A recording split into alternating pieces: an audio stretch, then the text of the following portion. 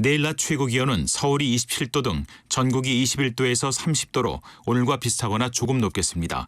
내일은 전국이 대체로 맑은 가운데 제주도는 새벽에 구름이 많겠습니다.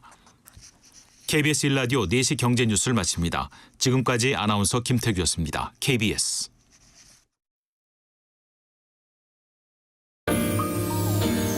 대한민국 중심 채널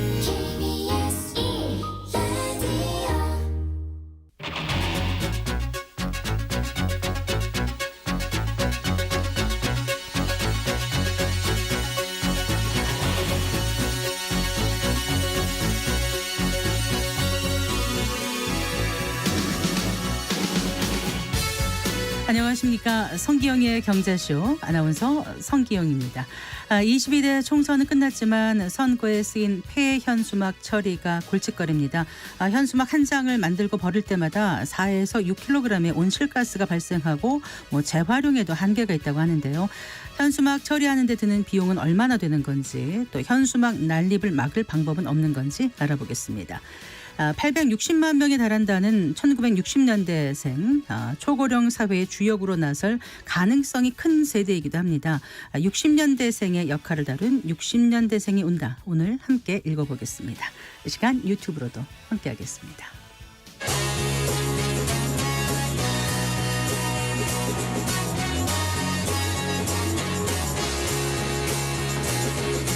경제 시야를 넓혀드립니다. 투자의 지름길을 안내합니다. 돈 되는 정보를 발견하는 시간. KBS 1라디오 경제쇼.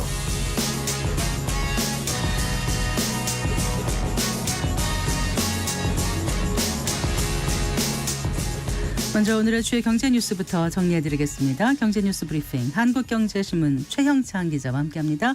어서 나오십시오. 네, 안녕하세요. 네, 안녕하세요. 어제 1분기 성장률이 예상 밖의 높은 수치가 나왔잖아요. 그래서 이후에 바로 그 글로벌 기관들의 그 우리나라 경제 성장률에 대한 평가가 상향 조정되고 있는 것 같습니다. 맞습니다. 일단 지금 오늘 국제 신용평가사인 피치가 이제 우리나라 경제 성장률 상향을 시사했는데요. 제레미 주크 피치 아시아 태평양 신용 등급 담당 이사가 이제 오늘 이제 서울에서 세미나를 열었는데 1분기 한국 성장률이 1.3%를 기록했는데 생각보다 높았다. 분기별로 전망 조정을 하는데 6월에 개정될 가능성이 높다 이렇게 말을 했습니다. 네. 피치는 1분기 우리 성장률을 0.5%로 봤고요. 연간으로는 2.1%로 전망한 바 있는데요. 지금 1분기 전망치가 큰 차이를 보였기 때문에 이 성장률 조정이 불가피하다 이렇게 얘기를 한 겁니다. 또 국제금융센터가 이제 이슈 브리핑 자료를 내놨는데 이 자료에 따르면은 대다수 분석 기관이 지금 올해 우리나라 성장률을 1%대 후반이었다가 지금 2%대로 다 상향을 했다 이렇게 밝혔습니다. 네. 먼저 이제 바클레이는 종전 1.9%에서 2.7%로, 또 골드만삭스는 2.2%에서 2.5%로, JP모건은 2.3%에서 2.8%로 각각 상향 조정을 했습니다. 네, 기관들이 그 금리와 관련한 전망도 내놨다고요. 그렇습니다. 지금 사실 이제 경제 성장률이 높아지면서 이 금리 인하에 대한 기대는 좀 낮아졌어요. 그러니까 블룸버그는 한국은행이 금리 인하를 서두르지 않을 이유가 더 생겼다 이렇게 분석을 했습니다. 성장률이 예상치보다 웃돌다 보니까 통화 정책을 완화할 필요성이 있느냐는 의문이 제기가 됐다는 겁니다. 네. 또 피치에서도 오늘 한국 기준금리 관련 언급이 있었는데요. 피치에서는 그 한국은행이 하반기에 금리 인하 작업에 나설 것이라고 전망은 했는데요. 물가 상승률이 낮아지고 연준의 금리 인하가 뒤따르면은 3분기부터 연말까지 두 차례에 걸쳐서 한 0.25%포인트씩 인하한다 이렇게 봤습니다. 네. 내년에 이제 두 차례 금리 인하가 더 단행되면서 기준금리가 수년 동안 연 2.5% 수준으로 유지되지 않겠냐 이렇게 전망을 하기도 했습니다. 네. 일단 긍정적인 지표가 나오긴 했지만 기관들이 또 섣불리 경기가 회복됐다고 얘기하지는 못하는 것 같은데 이유가 있겠죠. 예. 지금 어제 아마 설명드리면서 한국은행에서도 조심스러워한다고 말씀을 드린 적이 있는데요. 본격적인 경기 회복이라고 좀 진단하기는 좀 이르다 이런 평가들이 좀 지배적입니다. 캐피털 이코노믹스는 이 소비 지출이 최악은 벗어날 수 있겠지만 이 고용 시장 악화라든지 뭐 높은 부채 비용을 감안하면 강한 소비 회복의 시작이라고 확신하긴 어렵다 이렇게 진단을 했고요. 네. 바클레이도 이 정부 주도의 성격이 커서 이례적으로 양원 측면이 존재한다 이렇게 봤습니다. 또 프랑스 BNP는 2분기부터는 또 건설 투자라든지 소비가 약화돼서 이 성장세가 둔화할 것 같다 이렇게 예상을 하기도 했는데요. 네. 아직 지금 고금리가 발목을 잡을 수도 있고요. 또 내수가 계속 조금씩 하락할 것이다 이렇게 전망들을 하고 있습니다. 건설 경기 약세 그리고 주택 시장 침체와 이런 소비 둔화가 이어질 가능성이 있다 이런 전망들이 나오고 있습니다. 네. 미국도 그 지난밤에 그 1분기 성장률 나왔지 않습니까? 네. 미국은 좀 반대 상황이더라고요. 그렇더라고요. 우리랑. 예, 미국 상무부가 이제 발표를 했는데 1분기 미국 국내 총생산 GDP죠. 1.6% 증가하는 데 그쳤다고 밝혔습니다. 다우존스가 조사한 경제학자들 예상은 2.4%였는데요. 예상치보다 많이 낮은 겁니다. 네. 지난해 4분기 3.4% 성장률에 비해서도 크게 둔화된 거고요. 상무부는 1분기 성장률이 작년 4분기보다 둔화한 이유로 개인 소비와 수출 그리고 뭐 주정부, 지역정부 이런 지출 증가세가 감소했고요. 네. 또 연방정부도 지출을 줄인 탓이다 이렇게 설명을 했습니다. 네. 물가 관련 지표는 어떻게 나왔습니까? 그 함께 발표됐는데 이게 1분기 개인 소비 지출이라고 하죠. PC 가격 진수라고도 하는데 예. 3.4% 증가한 것으로 나타났습니다. 네. 이는 지난해 4분기 1.8%였는데 그것보다 1.6%포인트 오른 거죠. 그러니까 작년 1분기에 4.2% 증가 이후 가장 큰 상승인데 네. 상품 가격 지수가 지금 0.5% 떨어진 반면 지금 또 서비스 가격 지수가 5.4% 상승을 한 겁니다. 그러니까 경제 성장세가 꺾였지만 지금 물가가 잡히지 않다. 오히려 물가가 오르고 있다. 이런 신호인 건데요. 네. 뉴욕타임스는 연준이 물가를 잡으려는 상황에서 경제 성장률 둔화를 꼭 우려할 필요는 없지만 고금리가 물가를 낮추지 못하고 경제 활동만 위축시키는 게 아니냐 이런 우려가 있다. 이렇게 전했는데요. 네. 이 상태가 심화할 경우 이 경제 불황에도 물가 상승이 일어나면 이른바 스태그플레이션이 발생할 수 있다. 이런 지적이 나오고 있습니다. 이에 따라서 시장이 당초 올해 상반기로 기대했던 금리 인하가 최소 하반기로 좀 미뤄지고 또 연준이 오히려 금리를 인상할 가능성까지 일각에서 지금 제기가 되고 있습니다. 네. 이렇게 지표가 발표되면서 뉴욕 증시에도 영향을 미쳤죠. 그렇습니다. 지금 주요 지수 일제히 하락했는데요. 뉴욕 증시에서 다우존스 30 산업평균지수 전장 대비 375.12포인트 빠진 38,085.80의 거래를 마쳤습니다. S&P 500 지수도 내려가서 5,048.42에 패장을 했고요. 네. 기술주 중심의 나스닥 지수 100.99포인트 밀린 15,611.76의 거래를 마감했습니다. 그 처음에 이제 인플레이션 관련 지표 발표 이후에 주요 지수가 한 1%포인트 이상 빠졌거든요. 근데 이제 장 후반에 하락분 일부가 좀 회복을 했고요. 네. 좀 개별 종목을 한번 살펴볼 필요가 있는데 그 지표와는 또 반대로 또 개별 종목 중에서 잘 나오는 데들이 좀 있어요. 이 장 마감한 다음에 구글의 모회사죠. 알파벳 그리고 마이크로소프트가 올 1분기 매출과 순이익을 발표했는데 모두 예상치를 뛰어넘는 호실적을 발표했습니다. 네. 예, 구글 모회사 알파벳은 그 지난 1분기 약 우리 돈으로 111조 매출을 올렸고 MS 마이크로소프트는 약 85조의 매출을 올렸는데요. 알파벳은 주당 0.2달러 사상 첫 배당금 그리고 최대 700억 달러 규모의 추가 자사주 매입까지 발표를 했습니다. 네. 이 때문에 시간의 거래에서 알파벳은 12%, MS는 5% 급등을 했습니다. 네.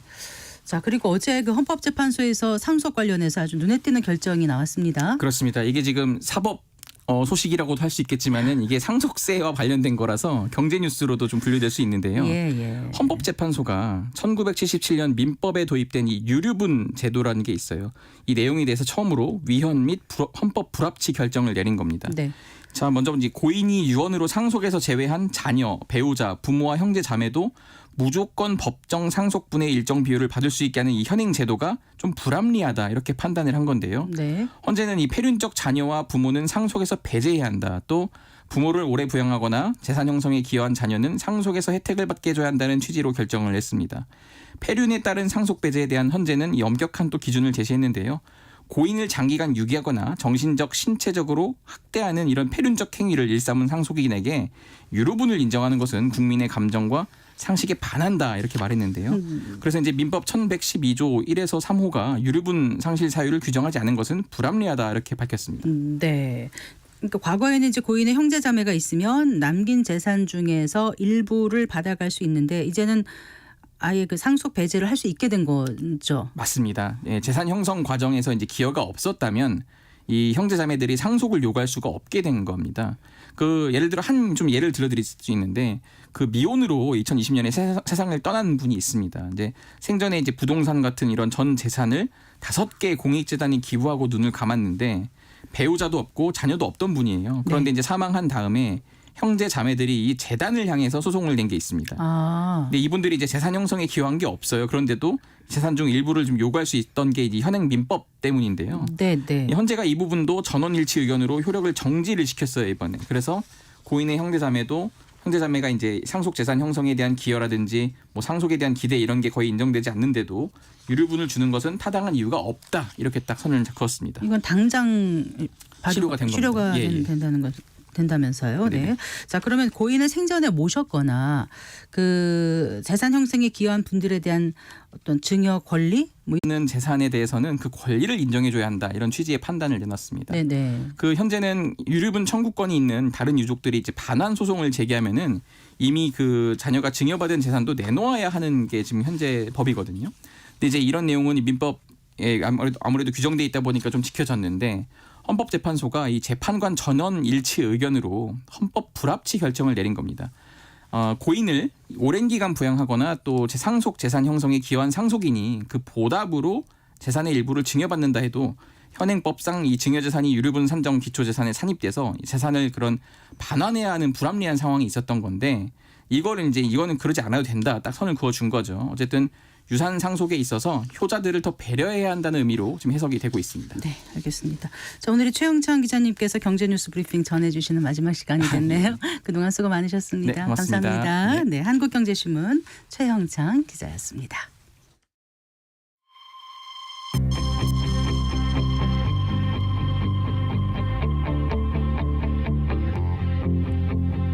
경제 전문가의 원포인트 레슨. 꼭 알아야 할 정보와 이슈를 알기 쉽게 풀어드립니다. 대한민국 경제 고수와 함께 투자의 맥을 짚는 KBS 일라디오 경제쇼.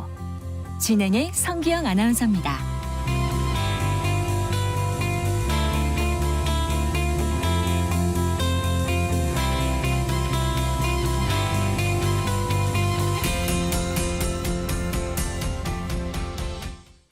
네, 4시 17분입니다. 선거철이 끝나자 이번에도 어김없이 현수막 쓰레기가 골칫거리로 떠올랐습니다. 자원 낭비와 공해 논란에도 왜 매번 현수막이 이렇게 난립하는 건지 규제는 없는 건지 따져보고요. 경제적 비용을 줄일 수 있는 방법은 없을지도 함께 생각해 보겠습니다. 김미화 자원순환 사회연대 이사장 스튜디오에 모셨습니다. 반갑습니다. 반갑습니다. 네, 이사장님 조금 이렇게 자리를 약간 마이크 쪽으로 가까이 해주시면 더 잘 들릴 것 같습니다. 네, 감사합니다. 그러니까 한번 선거를 치르고 나면 버려지는 현수막이 참 많잖아요. 그렇죠. 도대체 얼마나 될까 싶어요. 2018년도부터 2022년도까지 선거용 폐현수막이 약 한 1만 4천 톤 정도 되고요. 한 번 선거를 할 때마다 약 한 1,500에서 한 2천 톤 정도의 현수막 쓰레기가 발생한다 이렇게 말씀을 드릴 수가 있습니다. 네. 근데 뭐 올해는 다른 해에 비해 갖고 유독히 그 폐현수막이 많이 발생을 하거든요. 네. 그런 것들은 아마도 이제 지금 이제 법이 5개 광고법 이런 것들 법이 개정되면서 정당의 현수막들은 무제한 사용을 하도록 하고 또 이제 후보자 이제 선거 사무실 앞에서 대형 현수막을 설치할 수 있게 하고 이런 여러 가지 법들을 만들어 가지고 그랬군요. 더 네. 많은 현수막들이 어쩐지 발생했습니다. 이번 선거 때 보니까 정말 건물을 가릴 정도로 큰 거 저렇게 큰 걸 본 적이 없었다 네. 싶을 정도로 큰 현수막들이 있었거든요. 잘 달려있는 게 신기할 정도로. 그러니까요. 어떤 네. 후보자는 네. 100m짜리 현수막을 그렸다라고 합니다. 그럼 위에서 아래로 100m요? 네. 건물 그러니까 높으니까. 전 건물을 다 이렇게 걸고 이런 식으로 그러니까 너무 이렇게 정말 이렇게 상상도 할 수 없는 부분인 거죠. 그러니까 보통 건물 높이가 100m면 한 층이 한 2.5m로 치더라도 이게 40층 넘는 길이의 현수막을 내걸었다 이런 말씀이실 텐데 그런데 이 현수막이 재활용이 어렵습니까? 일단 현수막이 재활용이 어렵다고 말씀을 드릴 수가 있어요. 재활용이 안 된다라는 건 아니고 어렵다. 왜냐하면 일단 재질 자체가 전체 플라스틱이거든요. 플라스틱이다 보니까 그 재활용하는 용도가 제한적이고 네. 그다음 재활용을 했다도 뭐 우리가 알다시피 뭐 이 가방이라든가 네. 아니면 뭐 바데 같은 거라든가 이런 것 정도밖에 그 사용할 수 있는 용도가 없습니다. 네. 근데 이제 현수막 가지고 뭐 가방 같은 거 이렇게 만들어줘도 사람들이 많이 사용하지 않거든요. 그래서 네. 돈 들고 오히려 쓰레기를 만드는 이런 그 문제까지 발생을 네, 하는 거죠. 네.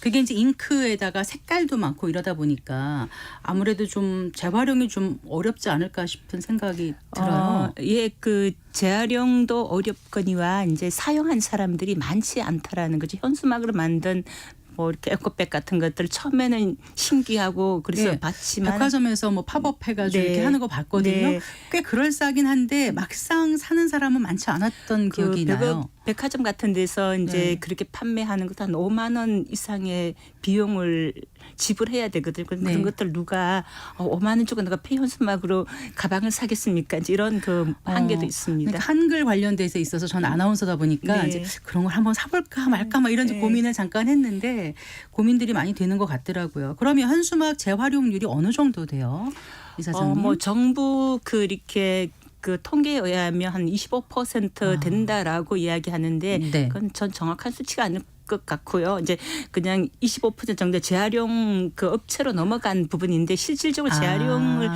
했는지 물건을 만들어서 사용하고 있는지 그에 대해서는 전혀 파악이 안 되기 재활용 때문에 업체로 갔더라도 거기서 예. 재활용을 진짜 했는지는 실질적으로 이렇게 뭐 재활용을 하려면 뭐 이렇게 가방을 만들려면 예쁘게 만든다든지 네. 뭐 기타 등 이런 식으로 하면 다 잘라내는 부분들이 더 많을 거고요. 아. 그렇다 보면 전체 양의 제가 판단하기엔 10% 이내라고 볼 수 있습니다. 그럼 자 재활용이 안 되면 그럼 어떻게 해요?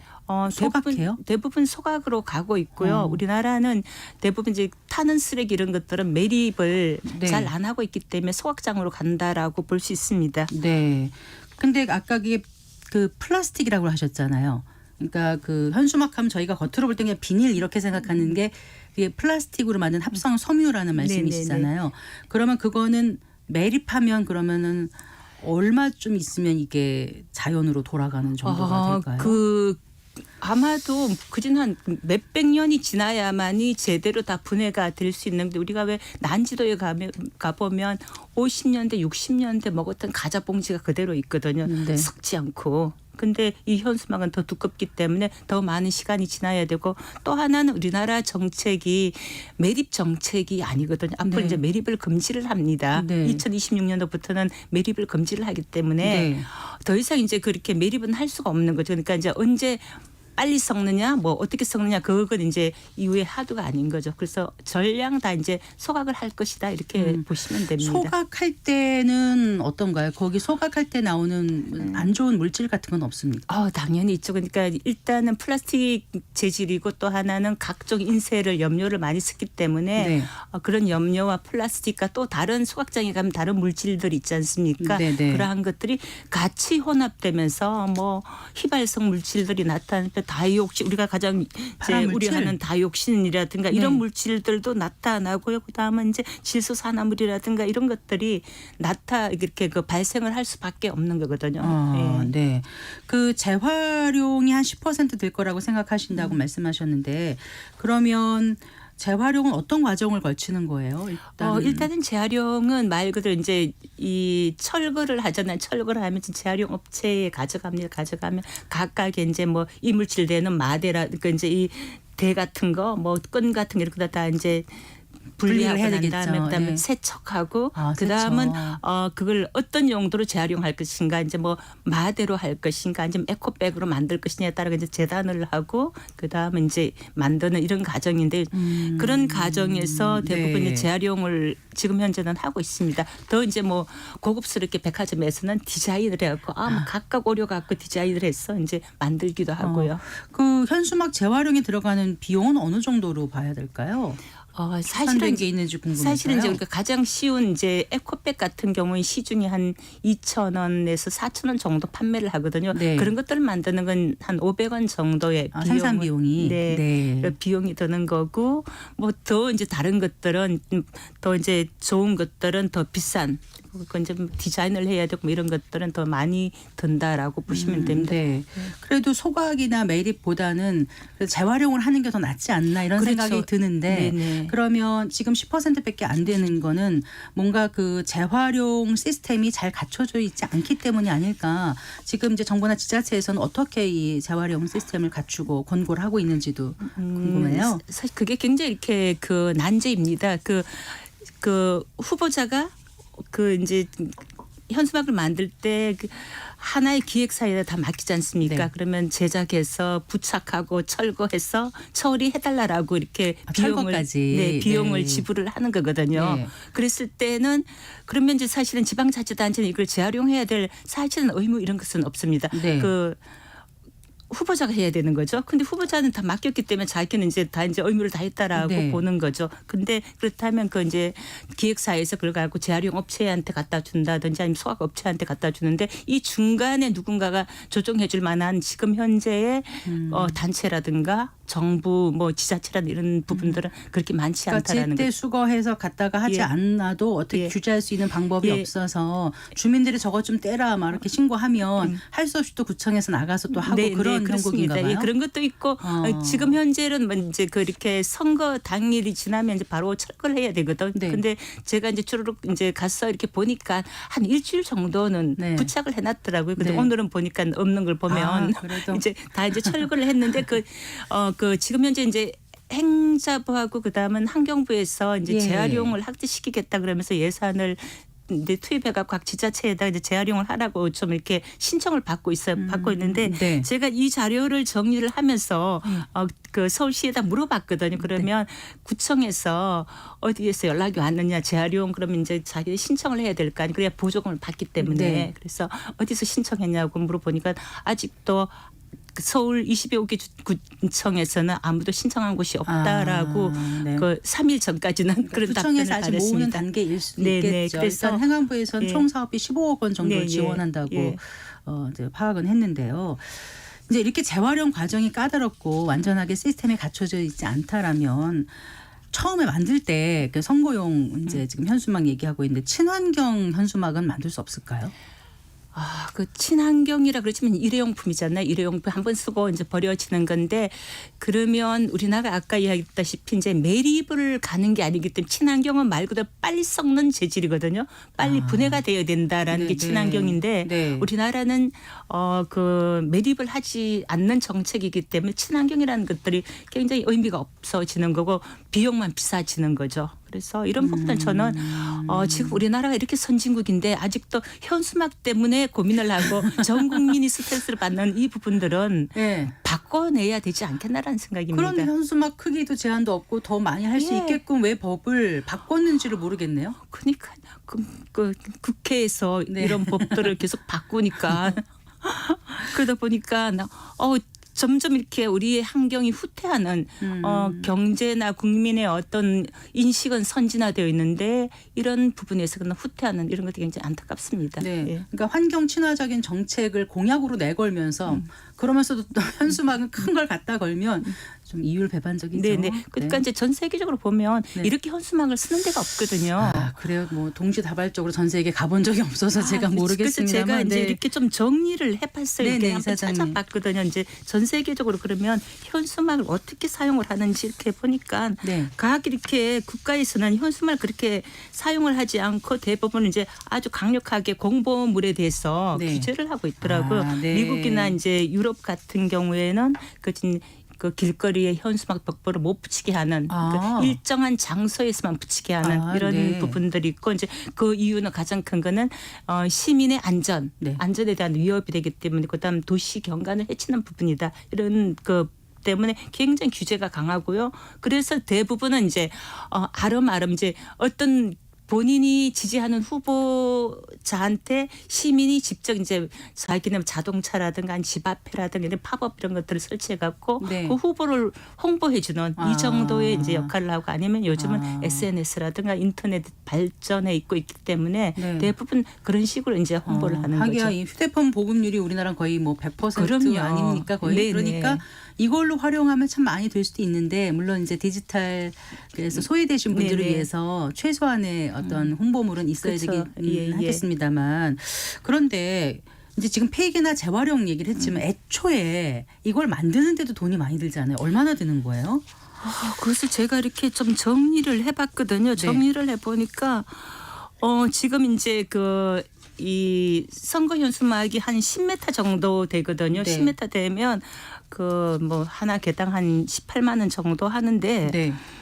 서울시에서 후보자들이 다 이제 만약에 동마다 이제 2개를 설치를 한다 그러면 124명이에요. 네. 그렇다 보면 한 10만 개 정도가 설치가 되고 서울 시내에만 네. 그거는 이제 이렇게 정당 현수막이라든가 아니면 건물에 붙이는 현수막을 빼고 나머지. 빼고, 예. 네. 그런데 그리고 10만 나면 개를 이렇게 해당- 하면 한 190억 정도의 비용이 현수막을 만드는 비용이죠. 네. 그리고 이 비용은 대부분이 다 이제 국민의 세금으로 나가는 근데 선거 끝나고 뭐 또 승복 현수막 이런 것도 걸리고 하더라고요. 그렇습니다. 그러니까 이게 왜 이렇게 현수막이 점점 발전하는지 모르겠습니다. 네, 프린팅도 쉽고 요즘 배달도 쉽고 모든 게 좀 간편해져서 더 현수막을 달기는 용이해진 것 같아요. 저희들도 무슨 행사 같은 거 하면 현수막 달지 못해도 양쪽에서 잡고 하는 거라도 만들어서 마치 모임이 좀 뜻깊은 것 같고 기념하는 것 같은 느낌을 가져서 하긴 하는데 그리고 나서 이거 버릴 때가 걱정이더라고. 이걸 어떻게 하나. 그래서 계속 쓸 수 있는 맞아요. 걸로 만들자. 날짜를 예. 빼자. 뭐 예. 연도를 빼자. 예. 이런 논의도 하거든요. 예, 근데 선거 현수막 같은 경우에는 이제 현수막이 이제 이게 딱 저기가 세팅이 되어 있기 때문에 이물질이 들어간 건 안 되거든요. 그러니까 만약에 이제 글자를 빼고 계속 글자를 집어넣으려면 거기에 이렇게 이물질이라고 다른 이제 또 펜이라든가 뭘 이렇게 집어넣어야 되는 그런 이물질이 들어가면 안 되니까 말 그대로 예전에는 재사용 현수막을 만들었습니다. 그래서 네. 재사용 현수막을 만들어서 말 그대로 4년 후에 또 다시 쓸 수 있게끔 그렇게 만들었는데 법적으로 이제 이게 허용이 되지 않은 거예요. 이물질이 들었다는. 그러니까 지우고 그럼 날짜를 지우고 다시 이제 적어서 이제 쓰는 이런 방법을 했는데 네. 이거는 불법이라고 이제 평가가 났습니다. 어쨌거나 현수막이 환경에도 해롭고 비용도 많이 들고 또 아까 말씀하신 대로 보행자 에게도 위협이 될 수 있고 가끔씩 이렇게 떨어져 나가서 바람 많이 불 때 이렇게 막 하면서 차량 지나가는데도 방해하고 겁이 날 때가 좀 제법 있더라고요. 그런데 어떻습니까? 선거 홍보물, 그러니까 현수막뿐만이 아니라 공보물이나 벽보 같은 이런 선거 홍보물도 또 문제인 것 같아요. 네. 그것도 현수막처럼 재활용이 어렵습니까? 일단은 코팅이 되어 있고 맞아요. 화려한 사람의 얼굴과 모든 것들이 그 인쇄가 되어 있기 때문에 또 네. 인쇄물을 지우는데 또 유해 물질이 화학 물질이 들어가야 되거든요. 그런 것도 이제 어떤 후보는 보니까 철심을 박아나가고 그 철심을 다 빼야 되거든요. 그게 뭐 인건비도 보통 들지 네, 않겠어요? 이런 여러 가지가 네. 실질적으로 경제성이 없다라고 보는 거죠. 그러니까 그 모든 것들은 다 재활용이 되는데 재활용하는데 또 있어갖고 경제성이 있어야 되잖아요. 근데 네. 경제성이 없으면 재활용을 할 수가 없잖아요. 이제 유인이 이런 안 문제 되니까. 때문에 네. 그러니까 재활용은 되지만 사실은 재활용하기는 어렵다. 네. 예. 그런데 이제 이번 22대 총선에서 선거 비용으로 꽤 많은 금액이 수천억 대의 금액이 지급되지 않습니까? 네네. 특히 이제 후보자가 당선이 되거나 그 유효 투표 총수의 뭐 15% 이상 네. 득표를 하면 네. 이제 뭐 선거 비용 제한의 범위 안에서 전액을 보전해 주니까 결국 이런 홍보물이라든가 현수막 이런 것도 보전해 주는 셈이 되는 거고 그럼 그 돈이 결국 우리 주머니에서 나가는 네네. 세금인 국민의 거잖아요. 세금인 거죠. 예. 네.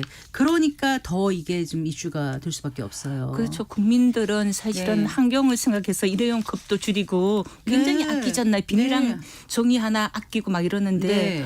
어떻게 그렇게 국가를 대표하는 국회의원이나 아니면 지방선거나 이런 사람들이 오히려 국민을 대변해갖고 그걸 아끼고 네. 그런 비용에 쓰지 말아야 되거든요. 네. 다른 거는 몰라도. 심지어 반찬 가게 가는데 네. 집에서 그릇 가져가는 사람들도 그렇습니다. 있고요. 예. 그 친환경백 이런 거 네. 가져가고 정말 자연을 환경을 사랑하는 사람들도 많거든요. 근데 말씀하신 대로 국민을 대표한다는 분들이 참 당당하게 현수막 설치하시는 다른 것 거는 같아요. 몰라도 어쨌든 재활용이 가능하지 않은데 계속 이런 쓰레기를 만들어내면서 국민의 세금을 축내는 것들은 문제가 많다라고 보면 자, 그러면 현수막이나 공보물 없이는 정말 선거를 치를 수 없는 것일까? 아까 뭐 다른 나라 예를 예. 들어보면 또 불가능한 것 같지는 않거든요. 대부분 나라에서 다 그렇게 하기 때문에 우리나라만 어렵다라고 말하기는 어렵죠. 왜냐하면 이제 이 우리나라가 홍보물 이제 현수막 같은 것들 만든 이유도 네. 50년대 60년대 우리나라 좀 이렇게 약간 글을 읽지 못하는 분들이 많이 계셨어요. 그죠? 네. 시골 같은 데는 아. 그러다 보니까 얼굴을 크게 해갖고 이제 이 사람이 이런 사람이다. 이름이 누구다. 이제 그 정도 이렇게 그 인식을 시켜주기 위해서 만든 게 시초거든요. 네. 근데 지금 우리나라가 전 세계 가장 이렇게 학벌이 높아요. 네. 그 어르신애들도 요즘 글 모르시는 분들이 안 계시거든요. 네. 그래서 어지간한 글들은 다 아시고 진짜 이제 어려운 분들 그런 분들을 위해서는 뭐 그 아주 제한적으로 네. 할 수 있다라고 봐요. 그리고 또 하나는 디지털 같은 경우에도 좀 디지털을 잘 못하시는 어르신들이 많이 계시니까 그런 분들한테는 또 뭐 공보물이라도 그 신청을 하면 드릴 수 있다라고 봐요. 네. 그 외에는 굳이 사용할 필요가 하긴 없다. 어떨 땐 짜증 나면 찍고 싶지 않아 이런 네, 생각이 그러니까 들 정도예요. 95%는 사용하지 않아도 된다라고 네. 보거든요. 그래서 네. 이런 것들은 빨리 이번 국회가 22대 국회가 네. 개원되면 저는 이것부터 좀 이렇게 준비를 해줬으면 좋겠다. 이사장님께서 이런 계속 말씀하시고 다니세요. 예, 좀. 네. 예. 이때 되고 말씀하시다 또 이제 또 잊혀지다 또 지방선거 할 때 또 하고 이렇게 너무 이렇게 텀이 떨어져 있다 보니까 계속 주입 환기가 안 되는 것 같습니다.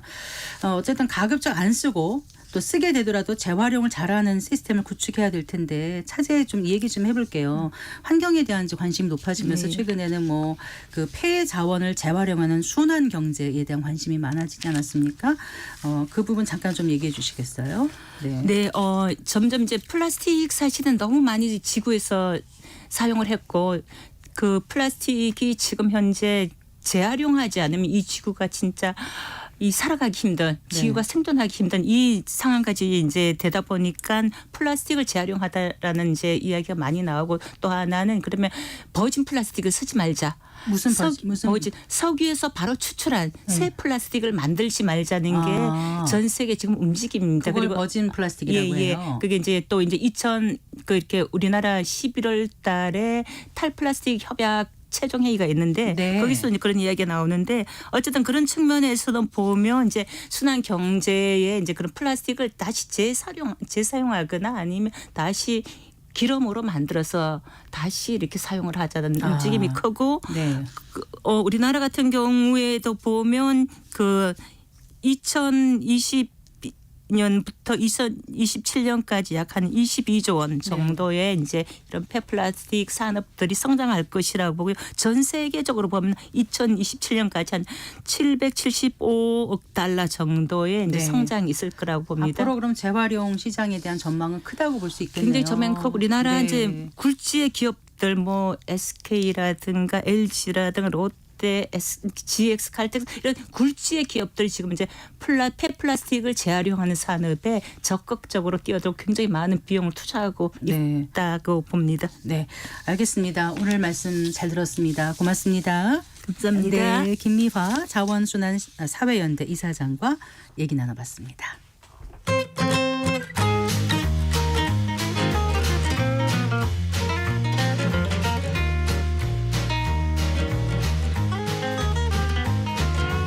경제 맛집 투자 핫플. 지금은 돈 벌기 딱 좋은 시간. KBS 1라디오 경제쇼.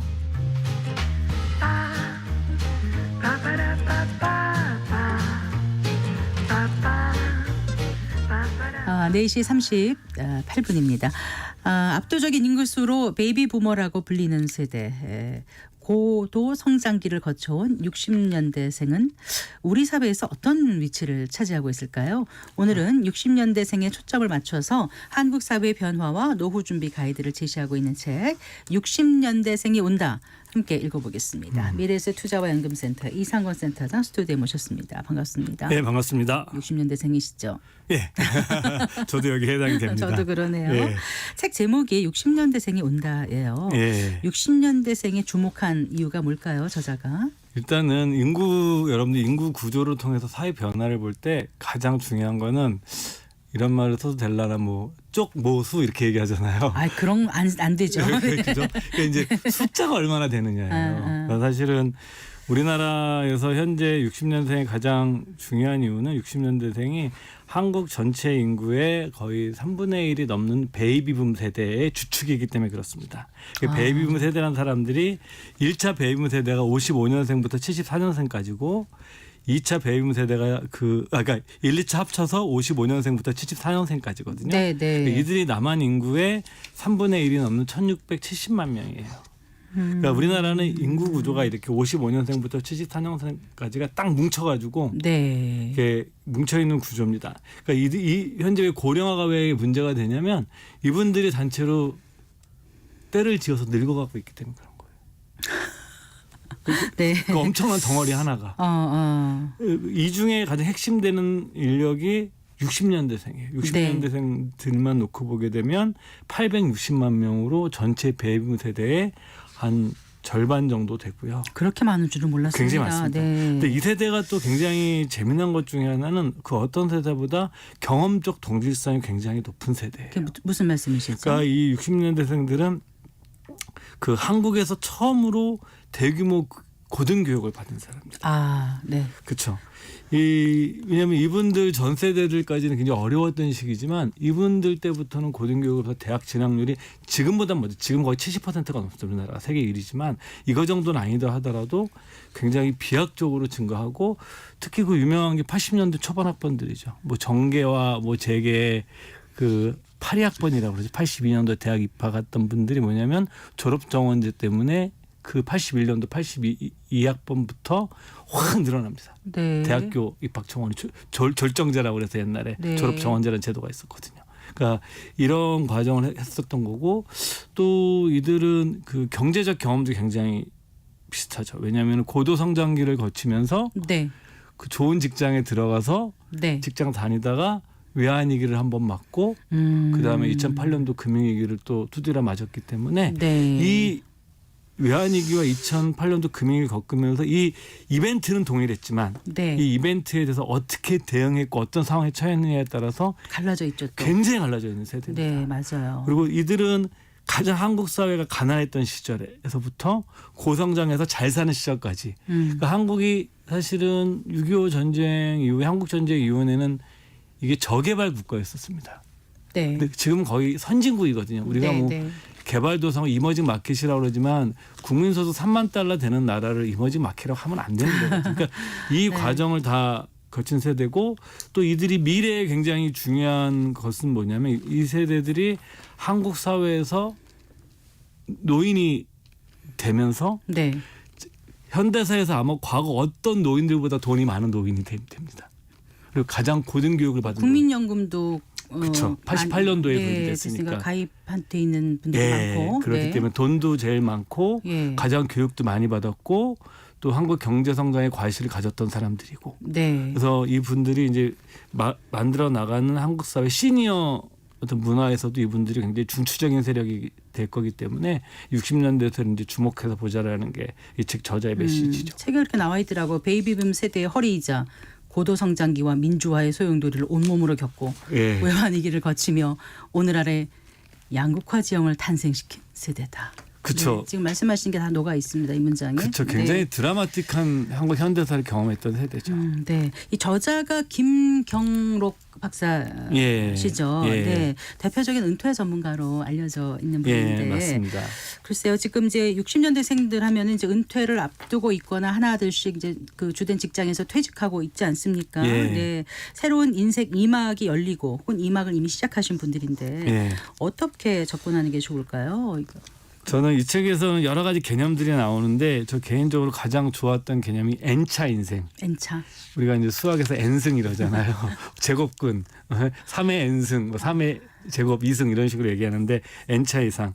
과거의 삶은 그 3막 구조였다. 단순한. 어떻게요? 그러니까 학교에 다니면서 학습하는 1막, 네. 일을 하는 2막, 네. 은퇴해서 생업에서 벗어나는 3막. 맞아요. 그러니까 역할이 나이에 따라서 컨베이어 벨트 시스템처럼 규칙적이고 이렇게 직선형의 삶이었었죠. 네. 근데 지금은 인간 수명이 늘어나면서 이제는 삶의 시기에 따라서 과거와 같은 이렇게 단락지어진 분업화가 깨지는 시기로 온다는 거죠. 네, 그래서 네. 학습, 일, 은퇴가 아니라 학습, 일, 휴식, 학습일 휴식, 학습일 휴식 이런 식으로 계속 순환되는 형태로 은퇴라는 게 없다는 거죠. 그렇죠. 어떻게 보면. 커리어가 발전해 나간다. 네. 뭐 저자가 보기에는 이런 패턴은 단순하게 지금 기성세대뿐만 아니라 젊은 세대들한테는 더욱더 강화될 것으로 본다. 그래서 일을 하다가 새롭게 배우고 휴식을 하고 그다음에 또 재취업을 하고 이런 방식으로 될 건데 휴식을 해서 다시 일을 하려면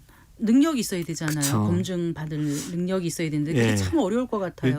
좋게 얘기하면 그 과정을 통해서 전문성을 확보하는 건데 또 나쁘게 얘기하면 투자를 많이 해야 되는 세상이 되는 거예요. 공부할 시간에. 아, 네. 그렇죠. 그래서 이 N차 인생에서 가장 중요한 거는 이 전문성이고요. 그 재취업을 잘했던 사람들의 공통점 중에 하나가 여러분들 충분히 추측하실 수 있듯이 전문성이나 기술이 있는 사람들이 재취업 훨씬 더 잘합니다. 네. 그래서 그 저자의 표현이 재미난데 기술은 삶에 배당을 준다. 삶에 배당을 준다. 네, 뭐 저 네. 전문성과 기술은 이런 표현을 하고 있죠. 그래요. 자, 은퇴 전문가의 책이다 보니까 은퇴 이후의 자산 운용에 대한 내용이 있지 않을까 싶어서 아직 맞습니다. 못 읽어봤는데요. 예. 그 노후 자산 운용 어떻게 될지 고민하는 분들 참 많으세요. 특히 예. 은퇴한 몇 년 앞두고부터는 얼굴빛이 달라지시거든요. 고민이 많아지셔서 이 책의 어떤 부분을 좀 눈여겨보면 도움이 될까요? 이 책은 뭐 여러 가지 주제를 다루고 있는데 제가 뭐 오늘 주로 준비해온 것은 그 이런 60년대생에 대한 거시적인 얘기보다도 네. 지금 노후 자산 운용에 대한 내용들을 주로 많이 지금 소개해 드리는 건데 오늘은요. 이 노후 자산 운용의 가장 큰 특징은 이 두 가지입니다. 첫 번째는 기존에 쌓아놓은 자산에서 인출을 해서 돈을 써야 된다라는 거예요. 네, 그렇죠. 네.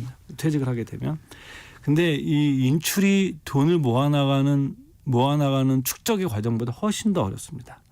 그러니까 뭐 저자의 비유에 의하면 저도 뭐 한때 산을 좋아했었는데 그 산에 올라가면 사고가 나거든요. 사고가 나시는 분들 대다수는 하산할 때 사고가 납니다. 올라갈 때보다 올라갈 때 내려갈 때. 긴장도 하고 하지만 하산할 때 힘도 좀 빠지고 긴장도 풀리면서 사고가 나거든요. 그래서 이 인출은 이제 하산과 같은 거예요. 네. 그래서 돈을 내가 모았는데 어떻게 뺐쓰느냐 이게 굉장히 중요한 거고 네. 두 번째 특징도 당연한 얘기지만 근로소득이 그 사라진다라는 거예요. 우리가 이제 쉽게 생각하면 논리적으로는 근로소득이 있을 때 근로소득으로 우리가 살고 또 근로소득이 있을 경우에는 투자에서 손실이 나더라도 다시 또 월급 받으면 되니까. 그렇죠. 벌충이 가능하죠. 네. 그래서 엄청난 빚을 지지 않는 한은 삶의 유지가 가능해요. 맞아요. 근데 퇴직 이후에는 한 번 깨지면 굉장히 어려워집니다. 크게 깨지면. 네. 그래서 여러분들이 뭘 공부하셔야 되냐면 돈을 모아나가는 얘기 이제 많이 다루잖아. 유튜브에서도 다루고 투자 이론에서도 다루는데 인출에 대한 공부를 따로 하셔야 돼요. 인출이라니까 그러면 빼쓰는 거. 방법이에요. 그래서 인출에서 등장하는 우리가 가장 중요한 리스크가 뭐냐면 시퀀스 리스크예요. 네. 이거 우리나라 말로 번역을 하게 되면 수익률 순서 리스크라는 거예요. 시퀀스가 순서별로. 예, 예, 수익률 순서 수익률 시퀀스 리스크라고 하는 건데요. 네, 네. 여기서 그럼 우리가 한번 그 간단한 우리가 숫자를 한번 설명을 드릴게요. 그래서 투자 수익률이 3년 동안 1차 년도에는 플러스 27%, 2차 년도에는 플러스 7%, 3차 년도에는 마이너스 13%가 났어요. 네. 다른 하나는 다 똑같아요. 숫자는. 근데 순서가 바뀐 거예요. 네. 마이너스 13%, 플러스 7%, 27%. 네. 두 가지가 있는데 순서만 다 바뀐 거죠. 네. 그러니까 이 두 가지 다 연 투자 수익률은 5.7%로 딱 똑같아요. 네. 이 순서만 바뀐 거지. 네. 근데 여기 만약에 인출 문제가 개입이 되면 달라져요. 만약에 첫 해에 플러스 27%로 시작하는 사람이 인출하는 거와 네. 마이너스 13%로 시작하는 사람이 인출하는 것은 엄청난 차이가 발생하겠죠. 네. 그렇죠. 돈을 모아나가는 과정에는 내가 첫 해에 손실이 나더라도 네. 나중에 내가 수익이 나면 다 복구가 돼요. 네. 근데 인출을 할 때는 내가 첫 해에 많이 빠진 상태에서 인출을 하게 되면 시드머니가 종잣돈이 더 쫄아들기 때문에 이 돈을 복구하는데 훨씬 더 오랜 시간이 그러니까 걸리게 돼요. 연투자 수익률이 초기에 많이 나는 게 좋다 이 말씀이신 그쵸. 거잖아요. 많이 나는 게 좋은데 마음대로 안 되잖아요. 네. 그래서 말씀드리는 게 뭐냐면 퇴직 후 초기의 수익률 관리가 굉장히 중요한 거예요. 아, 그런 의미였어요. 그렇죠. 인출이라는 게. 그래서 우리가 이제 이게 그 인출에 관한 연구들을 보게 되면 우리가 뭐 내가 평균 수명이 뭐 90세까지 산다 가정하는데 내가 막 60세 은퇴하고 그러면 30년 동안 우리가 투자 계획을 세우는 게 중요할 것 같지만 그렇지 않다는 거예요. 초반에 초기 10년이 네. 30년을 결정한다. 네. 그러니까 초기 여러분들께서 10년을 어떻게 잘 투자해서 성공적으로 해야지 어차피 인출은 해야 되잖아요. 그쵸. 최소한의 써야 되는 건 맞습니다. 써야 되니까 예. 결국 인출보다도 투자 수익률을 얼마큼 잘 관리하느냐가 같이 해야 되는 거죠. 인출하면서 투자를 하는 시기에 네. 특히 10년 동안 어떻게 할 것인가에 대한 여러분들이 네. 고민도 많이 하시고 좀 스터디도 많이 하셔야 되죠. 근데 이제 고도 성장기를 거쳐온 대단한 한 무리다라고 표현을 하셨는데 하지만 그 기회에 따라서 내가 그 당시 어디 있었냐에 따라서 굉장히 그 부가 양극화되고 예. 굉장히 지금 달라진 경우도 많거든요. 예. 60년대생 같은 경우에. 특히 부동산이 컸죠. 네, 부동산도 예. 있고 여러 가지요. 그다음에 그래서 어떻게 보면 노후 준비가 잘 안 돼 있는 경우도 많다고 하더라고요. 예. 그러니까 이분들이 지금 많이 돼 있긴 한데 왜 우리나라가 이렇게 노후 준비가 안 됐느냐 그리고 연금의 소득 대체율이 이렇게 낮느냐 네. 최근에 국민연금 개혁 논의가 있는데 네. 그러니까 여러분들이 상식적에서 좀 아셔야 되는 거 있어요. 그 논의 이 책에도 그 내용이 나오지만 왜 국민연금이 다른 나라에 비해서 우리나라가 국민연금 수급액이 노후 준비하는데 이렇게 많지 않느냐 네. 그러니까 대체율이 낮느냐라고 얘기를 하는데 우리나라의 이제 국민연금의 명목소득 대체율입니다. 실질소득 대체율은 더 낮겠죠 이거보다. 명목소득 대체율이 40%입니다. 네. 그렇게 설계가 됐었어요. 88년도에 도입이 될 때. 근데 이것이 어떤 기준이냐면 국민연금의 가입 기간이 40년일 때예요. 네. 내가 40년 동안 돈을 냈을 때에 내가 명목소득 대체율이 40%인 근데 거예요. 40년을 불입하지 않는 분들이 훨씬 많잖아요. 그렇죠. 네. 우리나라 현재 30년만 다녀도 성공했다고 그러거든요. 네. 이게 왜 그러냐면은 왜 이 제도를 도입할 때 외국에서 우리가 배워왔을 거 아니에요. 그 외국은 대학 진학률이 높지가 않아요. 그 20살에 사회생활 시작한다. 이미 입직을 해서 그러면 20살에 시작을 해서 얼마가 아니라도 내는 거죠. 예, 60세까지 생활하면 40세기 때문에 당연히 40년. 높아져요. 네. 그리고 우리가 투자 수익에서는요. 마지막 10년의 복리 수익률이 과거 30년보다 더 중요해요. 아, 그럼 생각해 보세요. 우리는 그 10년 동안 급격하게 불어날 시간이 빠져 있는 거예요. 네. 또 우리가 직장 생활 보통 25세 하지 않습니까? 25세 하게 되면은 그 우리는 대학 진학률 높으니까 25세에서 55세에 그만두니까 우리는 30년밖에 못 다니기 때문에 네. 어쩔 수 없이 연금의 소득 대체율이 낮기 때문에 논란이 많아지는 거고 네. 두 번째 이러기 때문에 사람들이 뭐를 해야 돼요? 늦게까지 일을 하게 됩니다. 네. 그래서 우리나라 분들이 평균 실질 퇴직 연령은 73세예요. 아, 그래요. 그러니까 이게 사회생활이 늦고 네. 그리고 55세에 대충 나오고 일찍 네. 퇴직을 하고 그다음에 국민연금은 명목소득 대체율이 40년으로 돼 있는데 실질적으로 사람들이 불입하는 것은 30년이 안 되고 네. 이러다 보니까 당연히 그러니까 노동시장에 오래 머물러야 되는데 아무리 국민연금 개혁안이 논의가 되고 결정돼서 하더라도 그것만 믿고 있을 수는 없다라는 결론을 한계가 갖게 되잖아요. 맞습니다. 자, 그러면 60년대생이 온다. 이 책에서는 어떻게 하면 좋다 이런 제안을 좀 해줬을 것 같아요. 예, 여러 가지 짧게 제안이 몇 개만 말씀해 그중에 주세요. 이제 책 네. 뒷부분에 이제 한 10가지 정도가 있는데 몇 가지만 말씀드리면 첫 번째는 그 자본이 흔하고 사람이 부족한 사회에 맞게 한국 사회 시스템이 바뀌어야 된다. 네. 그리고 축적된 금융자산이 쌓여 있으니까 금융자산의 효율성을 높이는 게 중요하다. 그다음에 가장 중요한 것은 제가 생각해 베이비붐 세대들의 재취업 일자리 인프라를 투자해서 일자리에 건강하게 오래 머물 수 있도록 정부와 사회가 노력해야 이건 된다. 국가가 해줘야 된다는 거고요. 예, 사회가. 그리고 이제 연금 개혁은 좀 빨리 해야죠. 네. 논란이 많지만 빨리 해야 되는 거고 그다음에 고령 사회에 맞게 세금 제도도 지금 논란이 많이 있습니다. 지금 네. 여야가 입장이 굉장히 다른데 고령 사회에 맞게끔 세제 제도도 좀 정비하는 것이 굉장히 중요합니다. 상속세라든가 재산세율. 일본 같은 경우에도 이 제도들을 계속 바꾸고 있어요. 네. 고령화 사회들 우리뿐만이 아니라. 지금 우리 상속세율이 높으니까 낮게 좀 바꿔야 된다 이 말씀이신가요? 이건 이제 이 뭐 책에서, 제가 책에서. 책에서도 이제 그런 그렇게까지 답은 내리고는 있지는 않지만 이 네. 논의가 좀 공론화 빨리 돼서 네. 제대로 고령 사회에 맞게 다시 바뀌어 나아가야 된다라는 것이 저자의 생각이죠. 네. 그리고 연금 개혁은 빨리 할수록 좋다. 그렇습니다. 네, 공론의 장을 상시화해야 네. 된다. 이런 내용도 포함되어 있는 것 같습니다. 네. 한국 사회 변화와 노후 준비 가이드를 제시하고 있는 책입니다. 60년대생이 온다. 오늘 미래에셋 투자연금센터 이상건 센터장과 읽어봤습니다. 감사합니다. 예, 감사합니다. 네. 경제 이슈를 보다 심층적으로 분석하는 성기영의 경제쇼 플러스 토요일 오후 5시 5분에 방송됩니다. 이번 주에는 1분기 중국의 경제 성장률과 부동산 경기에 대해서 알아보겠습니다. 성기영의 경제쇼 오늘 순서 여기까지입니다. 저는 아나운서 성기영이었습니다. 고맙습니다. 네.